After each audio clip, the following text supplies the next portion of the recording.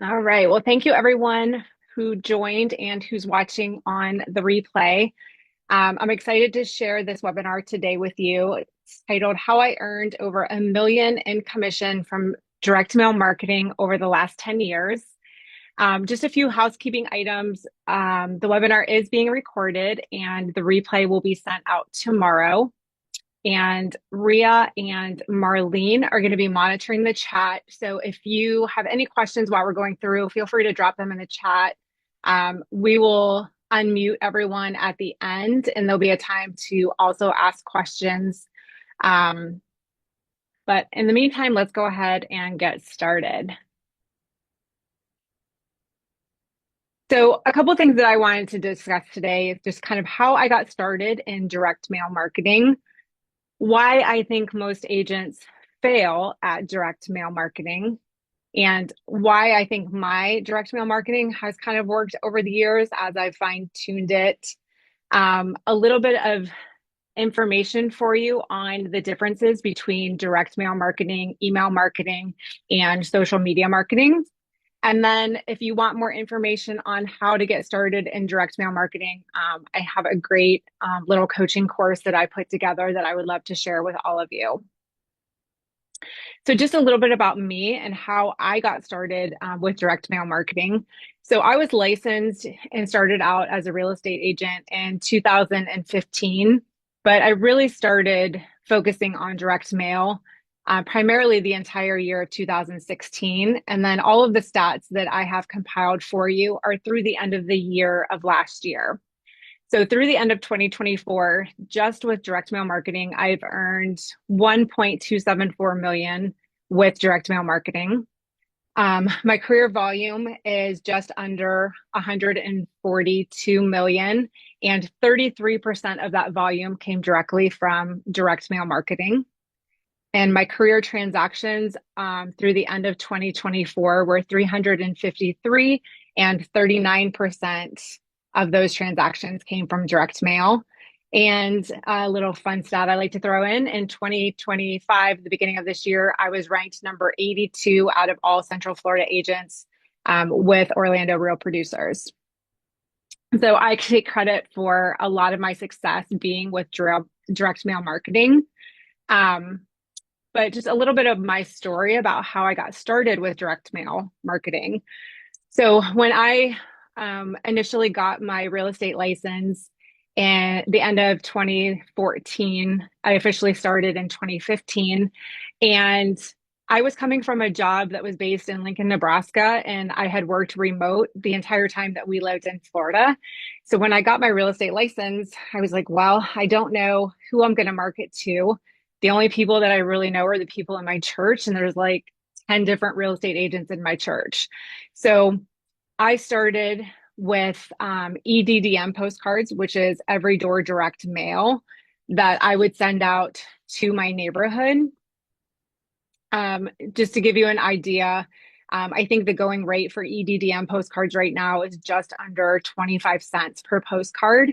And basically, what you do is you go onto a website, they create the postcards for you, and then you just take them like rubber banded together to the post office, and you select different routes that you want those postcards to go into. So the postal carrier will actually take them and they'll be delivered to an entire route, and they'll just put them all in the mailboxes. So that's a good way that they keep the costs down. So the first, I would say 5 or 6 months that I was doing direct mail, I was doing the EDDM postcards. And then as I started tracking it and really looking at who those postcards were going to in my neighborhood, I quickly realized that the neighborhood that I lived in was primarily either short-term rentals or there were some long-term rentals, and there was only about 70 homeowners that lived in the community with a total of like 425. So that got me thinking, okay, well, if I'm sending out 425 postcards every month to everyone in my community, and only 70 of them actually live there, that means probably property managers or renters are getting my postcards and they're probably throwing them away. So what I started doing then was actually going into tax records and pulling up the addresses for the people that were in my community and just mailing them out through regular USPS. So right now, a forever stamp is 78 cents and an international stamp is $1.65, just for a point of reference. Um, and then during that time, I was sending out probably like 1,000 to 1,500 per month. And when Marlene joined me in 2019, I hired her primarily just to work 40 hours a week, doing my direct mail for me. And at that time is when we started looking into bulk mail and figuring out all the nuances with that.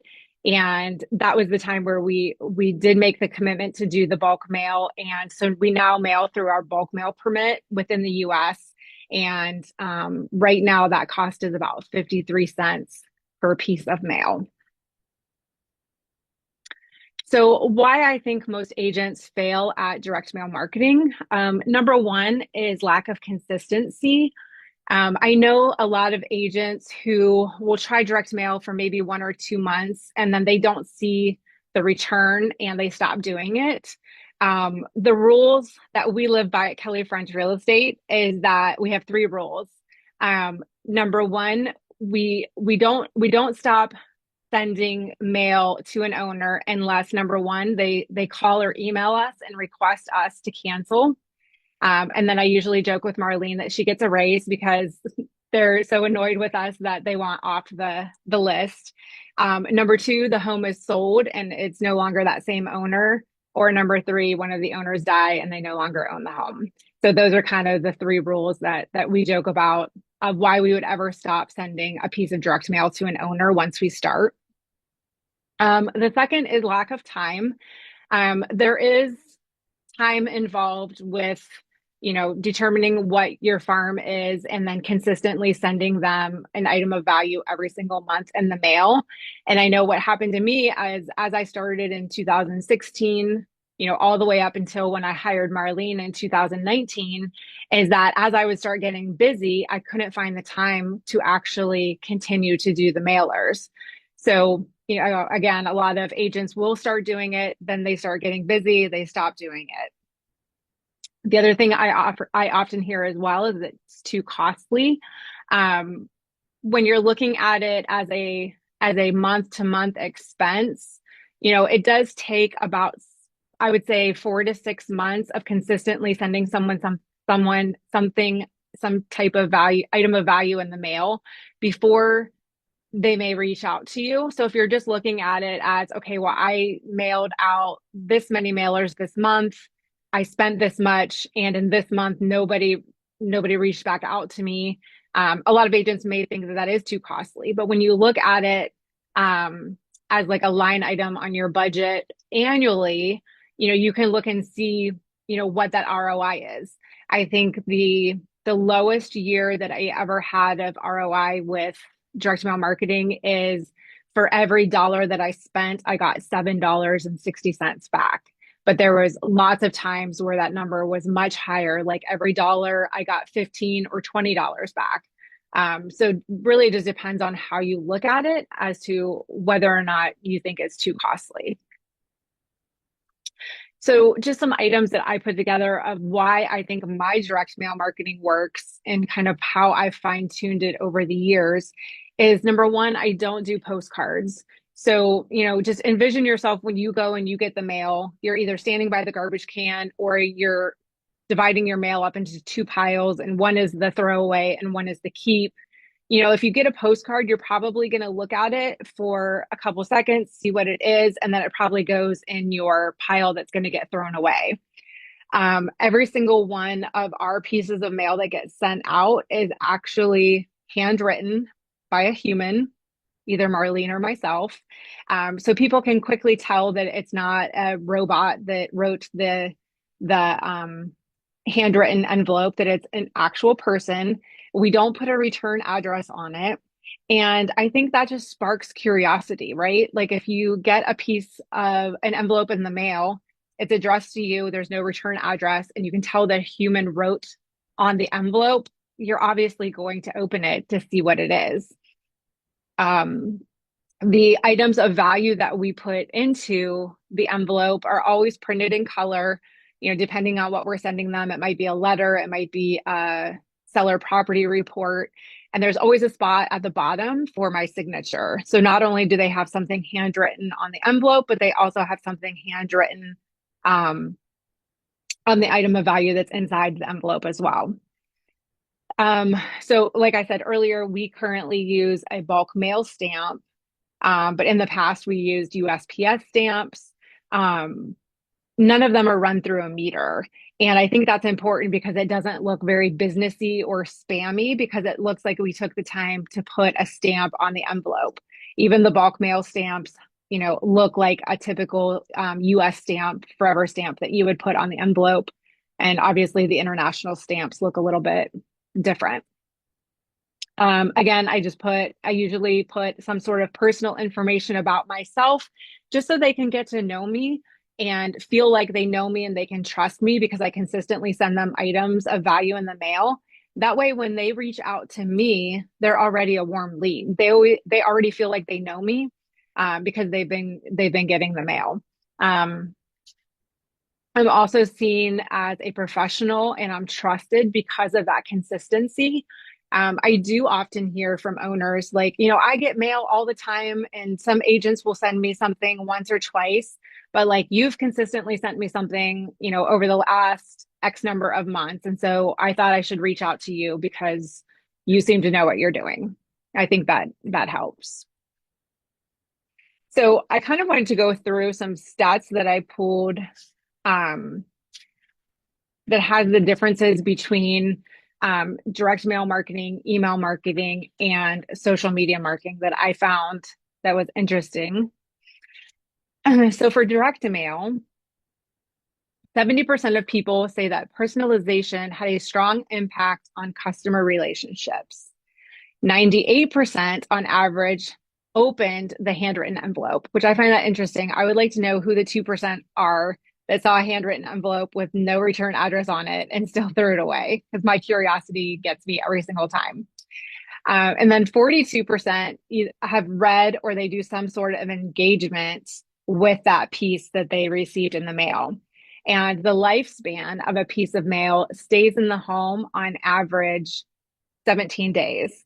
And I found this interesting. So on August 14th, I received an email from an owner in Brazil, and she had attached to the email a letter that I had sent her on July 11th of 2024, which was 13 months ago.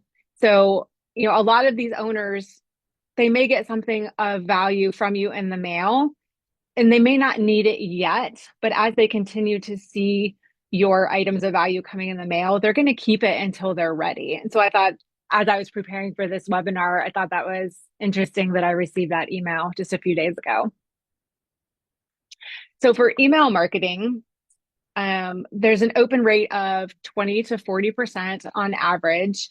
And so typically what I do is I have a list that I send direct mail marketing to every month. Once they reach out to me through email, then they're considered a warm lead, and I move them to a different list and I start sending them either weekly or bi-weekly emails. So it takes away from that postage and I have that warm lead. And what I'm actually seeing is that I'm seeing open rates anywhere from 60 to 75% on that email list from those warm leads that I get from direct mail. On average, email marketing has a click-through rate of only 1 to 3% and a response rate of less than 1% in most cases. And I'm sure we can all relate to this. The lifespan of email marketing is minutes to hours, and often it's deleted within a day, if not more. And I know, like I have assistants that monitor my email for me. So there's some email marketing that automatically just gets deleted that's never opened that I never see because someone else handles that for me. And then social media, when we're talking about organic reach, you're seeing a reach on Facebook of like 5 to 7% of followers. Instagram is 9 to 10%. Sometimes it's lower for larger accounts.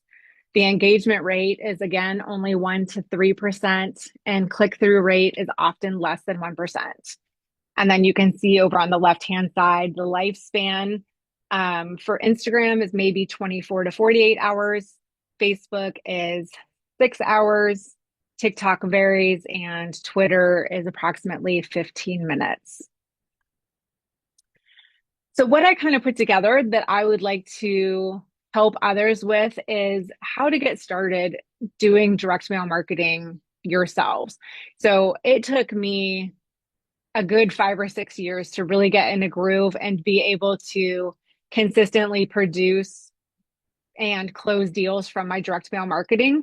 So, what I'm going to offer for everyone is some one on one coaching that is going to be for right now available in September. I'm going to open up 5 spots, and it's going to be one on one coaching. There will be 3 1 hour calls along with some homework that you'll need to do in between as well.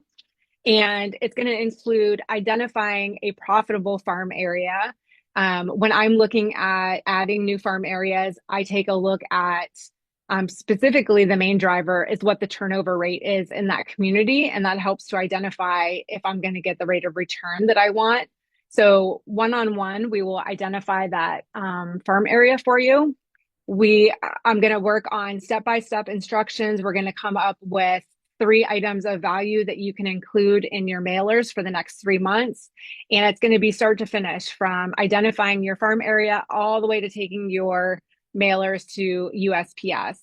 And then something else I thought would be beneficial is that Marlene has graciously offered to help us, and we're going to do a bulk mail add-on. If you want to learn the step-by-step process, we're going to walk you through as a group on setting up your bulk mail, doing your first bulk mail, and taking it to the post office.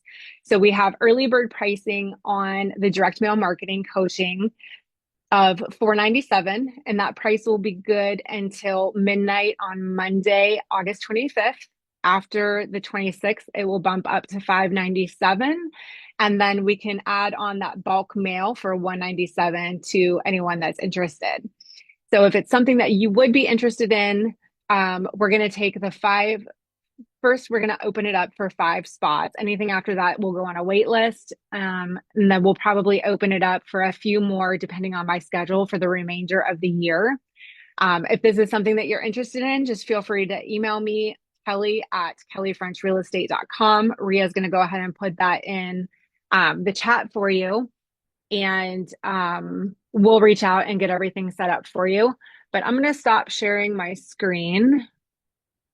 And I just want to check, Ria, is there any questions in the chat, or we can go ahead and unmute it for anyone and see if there's any questions that anyone has. And really anything in general. I mean, I've been doing direct mail for so long, I probably can answer any question that you might have. No questions posted on the chat room. Okay. I wanted to say thank you for sharing. So I've been doing postcards, right, for a few years now to my database, and the response rate on that is much lower than what you're seeing. My highest response rate with postcards seems to be just listed and just sold. Mm-hmm. Are you doing just listed and just sold letters? We have in the past. The primarily the item of value that I send out is we do it through RPR. It's just called a mini seller property report. And we uncheck the boxes just so that it's like 2 pages front and back to keep it kind of simple. But if there is specifically, like the community that I lived in when I first started doing direct mail marketing, by the time I moved in 2000, when did I move? 2017. So just really in that couple years, I had a 20% market share in that community. So Nice. as I started getting more known in my community, I would have listings. They would see my open house signs, then they would get something in the mail from me. So when I was really going after that market share, I did start putting like just listed, just sold. But again, I did it in the letter format. Mhm. But it's funny, like I would go to listing appointments and they're like, oh my gosh, like when a letter comes in the mail, like I know your handwriting now. And I would kind of chuckle to myself because at that point it was actually Marlene that was writing the Sure. envelopes for me. So I'm like, well, it's not really my handwriting, but it's Marlene's, but thank you. So they really did get to know you. And then by getting that piece, like now on that community, like I'm not so much focused on getting the market share, but just keeping top of mind. Like after I mailed to them consistently for a few years, now I send it like once a quarter because they still know me well enough that, they're going to call me more likely than someone else, just because I've been top of mind for so long. Sure. And is Yeah. that something that you kind of do with every community? So maybe you'll go monthly for 2 years and then you'll dial it back to quarterly? Yeah, it really just depends on like where my focus is and like how much market share I have in those communities. Like if there's some where, like right now when the market shifted and days on market started going a little bit longer in some areas, like I primarily specialize in short-term rental markets. So when I would look in like the Four Corners area, you know, the the number of properties for sale and the days on market could drastically change based on each community. So I couldn't Mhm. really say, in this market, we're in a seller's market or a buyer's market, and days on market on average are this because they were so different. So I Mhm. actually would go in and look at each community and maybe move and shift and do more marketing in a community that had less inventory and lower days on market because I knew if I got a listing in there, it would sell quicker than maybe another community that had, three times as many listings. Yeah. So we really look at the data and put a strategy together, really like once a quarter of what our focus is going to be, and see how it changes from the last one.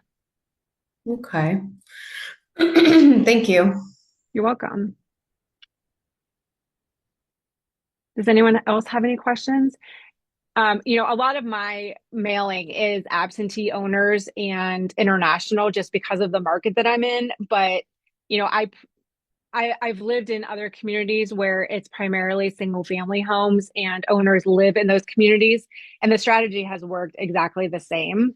So, Lana, thank you for like kind of confirming that my thought that postcards across the board aren't necessarily you don't necessarily get the same amount of an ROI as you do possibly like with the handwritten envelopes. Yeah, like I said, the only thing is the just listed, just sold Yeah, postcards. I think that's because, aside from right now when we have 6+ months worth of yeah. inventory, they're getting hit with a just listed postcard, then they're getting hit maybe a month or two later with a just sold. Um, do you do any kind of like QR code, or you just strictly want them to be reaching out to you like directly via a text Usually, call? I mean, for me, because again, I do a lot of international, I'll typically do like my call to action is either to email me or I give them the number that I'm available on WhatsApp or our office number. But I will Gotcha. say primarily people will reach out to me via email. Okay. Yeah. Any other questions? Those are good questions. I can't, I'm sure, I know because I've done it in the past, which is why I went to postcards. So I can imagine how you can have a full-time person on staff just doing that. How big is your database? Um, I How mean, many we people? we typically will mail out now between 3,000 and 3,500 a month. Wow. Yeah. And Yep. that's mostly Marlene. I'm sure. That's incredible. Yeah. I was like the number one thing I was looking for when I was hiring her was I just need to see your handwriting. Like, here's what I want you to write, and I would like to see it. We actually got up, gosh, Marlene, when was it? Was it like 21 when we actually took on like a handful of additional handwriters, and Oh, we were like giving them like lists and giving them basically they would pick up a box from us and it would have everything they needed in there. It would have the stamps, it would have what we printed out, items of value. They would handwrite the envelopes, stuff them all together. So we even did that for a while when we really ramped up because obviously Marlene can only do so much and I can only do so much. So yeah. yeah, it's a lot. All right. Well, thank you everyone for joining. That was perfect. We kept it just at like 30 minutes. But again, my email address is Kelly at kellyfrenchrealestate.com. If you have any other questions after we get off, feel free to reach out. And if you're interested in really digging in and doing more in direct mail, I would love to help you and walk you through getting that set up. Thank you so much. Have a great day. Thank you. Bye. Bye.